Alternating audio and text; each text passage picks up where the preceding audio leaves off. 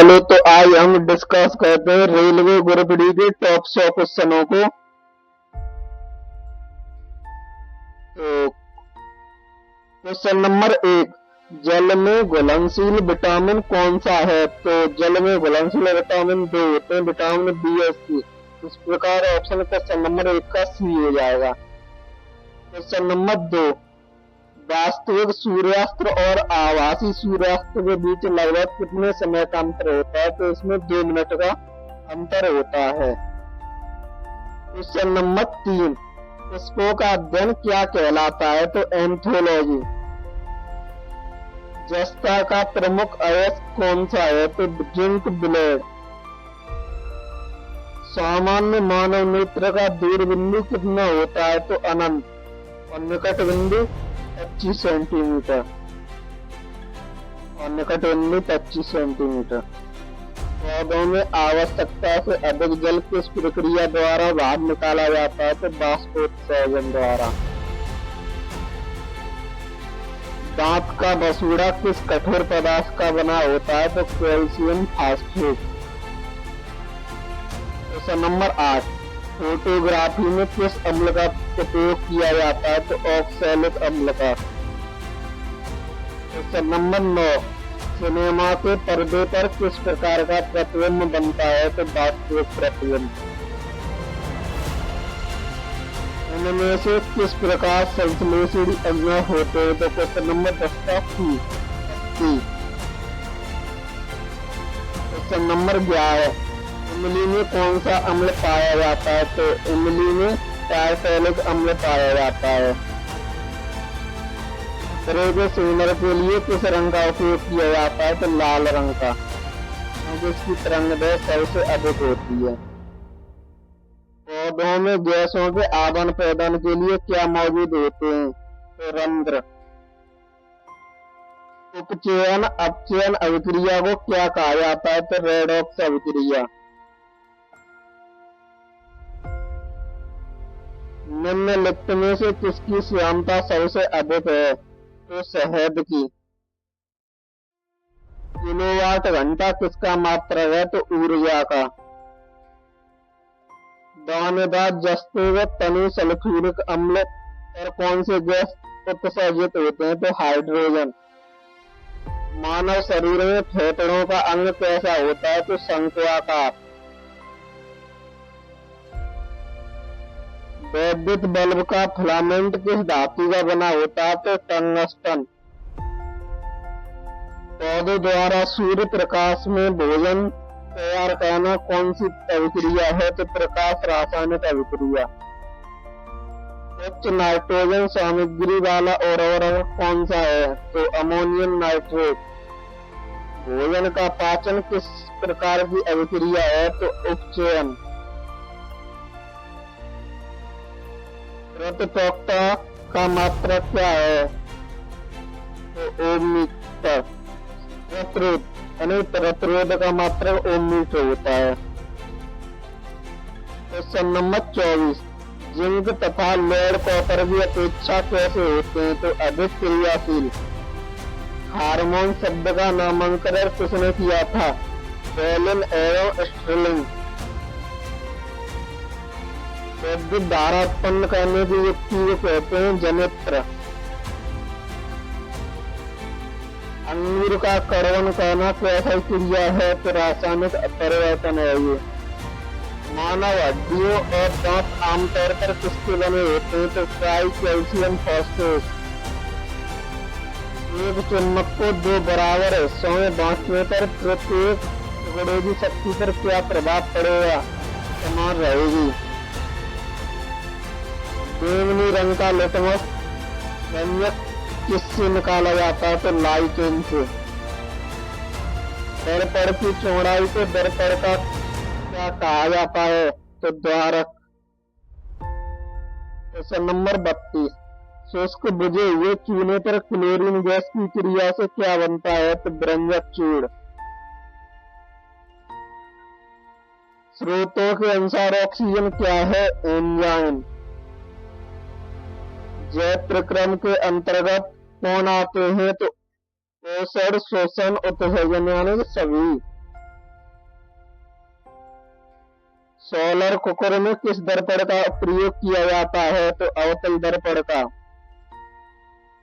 एक सामान्य आदमी के रक्त का पीएच मान कितना होता है? 7.35 से 7.45। हल्दी या लिटमस पत्र किस प्रकार के सूचक है? प्राकृतिक। गोबर छत्ता किसके अंतर्गत आते हैं? तो मृतजीवी। ईएनटी डॉक्टर नाक कान गले की जांच के लिए किसका प्रयोग करते हैं? तो अवतल दर्पण का। अपच का उपचार करने के लिए कौन सी औषधि उपयोगी है? तो एंटी एसिड। वायुमंडल में सामान्यतः कार्बन डाइऑक्साइड CO2 कितने प्रतिशत पाई जाती है? तो 0.03%। तापमान में वृद्धि के साथ किसका प्रतिरोध कम हो जाता है? तो शुद्ध सिलिकॉन का। निम्नलिखित में से कौन सी एक ऑक्सीकरण अभिक्रिया नहीं है? अवक्षेपण। छाया में पनपने वाले पौधे को क्या कहा जाता है? सियोकाइटस। मोटर गाड़ी के चालक के सामने कौन सा दर्पण लगा होता है? तो अवतल दर्पण। प्राकृतिक गैस का दहन किस प्रकार की अभिक्रिया है? तो ऊष्माक्षेपी। मनुष्य में मुख्य श्वसन अंग क्या है? फेफड़ा। गाड़ियों के टायर्स को ट्रेड क्यों कहा जाता है? तो घर्षण बढ़ाने के लिए। टॉर्च से किस प्रकार के प्रकाश पुंज की प्राप्ति होती है? तो संतृप्त। नेत्र की रेटिना पर बनने वाला प्रतिबिंब कैसा होता है? तो वास्तविक और उल्टा।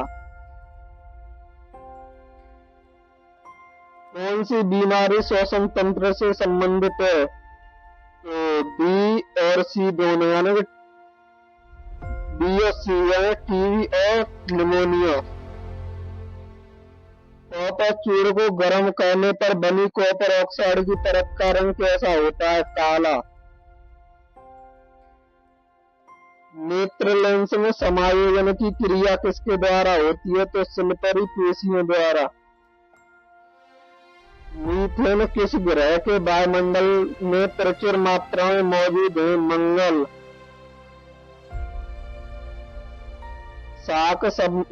साग सब्जियों का विघटित होकर कंपोस्ट बनने कैसी अभिक्रिया है? तो ऊष्माक्षेपी। उच्च रक्तचाप की अवस्था को क्या कहते हैं? तो हाइपरटेंशन। सामान्य मानव नेत्र का निकट बिंदु कितना होता है? 25 सेंटीमीटर। सोडियम हाइड्रोक्साइड NaOH का पीएच मान लगभग कितना होता है? 14। आनुवंशिकी में पृथक्करण का नियम किसने दिया था? तो मॉडल ने।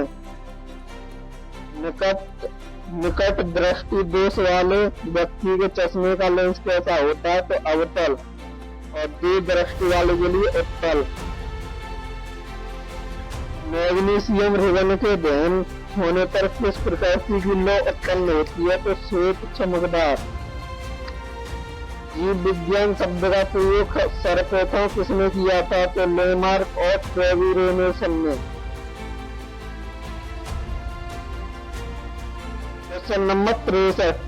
दूर दृष्टि दोष वाले व्यक्ति के चश्मे में कौन सा लेंस होता है? तो उसमें उत्तल लेंस होता है।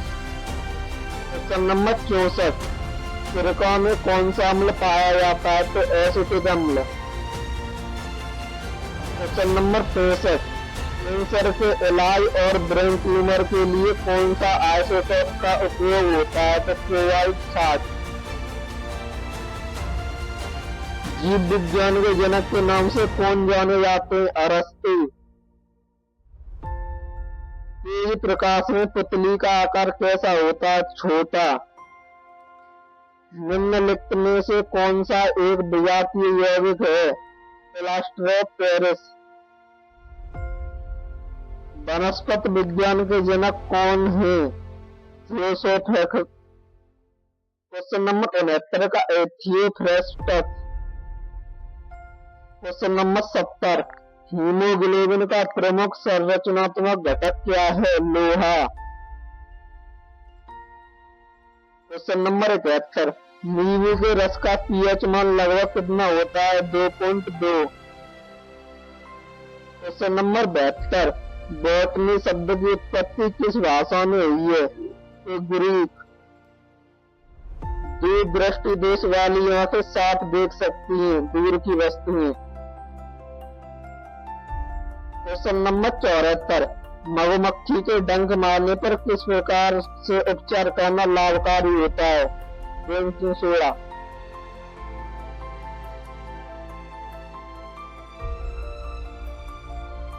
क्वेश्चन नंबर 75, फाइकोलॉजी में किसका अध्ययन किया जाता है?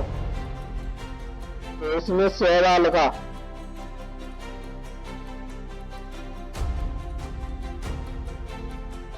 क्वेश्चन नंबर 76, मानव नेत्र में वह बिंदु जो प्रकाश के लिए बिल्कुल सुग्राही नहीं कहलाता है, तो उसे अंध बिंदु कहते हैं। दंत क्षय रोकने के लिए किस प्रकार के मंजन का व्यवहार करना चाहिए? तो क्षारकीय। खमीर किसका एक उदाहरण है? कवक का।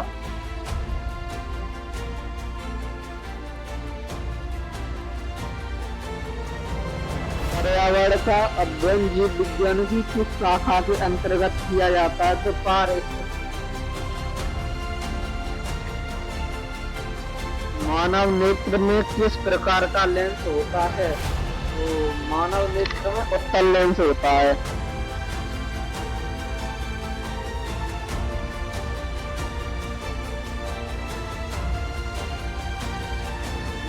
निम्नलिखित में से कौन सा धातु विद्युत का सुचालक है? तो ग्रेफाइट। उदय और अस्त होने पर सूर्य कैसा दिखाई देता है? लाल। डेंड्रोलॉजी का संबंध किससे है? तो झाड़ियों के अध्ययन से। किस धातु को चाकू से काटा जा सकता है? तो सोडियम। सूक्ष्म जीव कहाँ पाए जाते हैं? तो उपरोक्त सभी यानी रेतीली मिट्टी, दलदल मिट्टी और लवण युक्त मिट्टी यानी सभी जगह। तो विद्युत चुम्बक बनाने के लिए प्राय किस पदार्थ की छड़ का उपयोग होता है? तो नरम लोहा का। आयनिक यौगिकों के गलनांक और क्वथनांक कैसे होते हैं? तो उच्च। साइनोकोवालिन किस विटामिन का नाम है? तो विटामिन B12। विषाणु वृद्धि किस में करता है? तो जीवित कोशिकाओं में। विद्युत चुम्बकीय प्रेरण की खोज किसने की थी? फैराडे ने। साबूदाना किससे बनाया जाता है? तो साइकेस से। फलों का अध्ययन क्या कहलाता है? पोमोलॉजी। मानव शरीर में अपेंडिक्स किस संरचना से जुड़ी होती है? तो बड़ी आंत। क्वेश्चन नंबर 94, पौधों में खाद्य पदार्थों के स्थानांतरण का मुख्य रूप कौन सा है? तो सुक्रोज। विद्युत धारा की इकाई क्या है? एम्पियर। बेनाम पद्धति के प्रतिपादक कौन है? मिनियस। क्वेश्चन नंबर 97, जीवाणुओं की खोज सर्वप्रथम किसने की थी? लिएवेनहॉक ने। जिन पौधों पर बीज बनते हैं किंतु पुष्प नहीं लगते वे क्या कहलाते हैं? तो अनावृत बीजी। जीवाणुओं की साधारण आकृति कैसी होती है? तो छड़रूपी। इस प्रकार सभी हमारे टॉप 100 क्वेश्चन हो चुके हैं। तो आगे आप देख रहे होंगे कि हमारा कंटेंट तो बेस्ट है ही, बट आगे क्या सुधार किया जाए वीडियो में, जो और भी अच्छी वीडियो बने तो उसके लिए कमेंट में जरूर बताएं और नेक्स्ट टॉपिक किस पर वीडियो बनाई जाए वो भी अपने हिसाब से बताएं। धन्यवाद।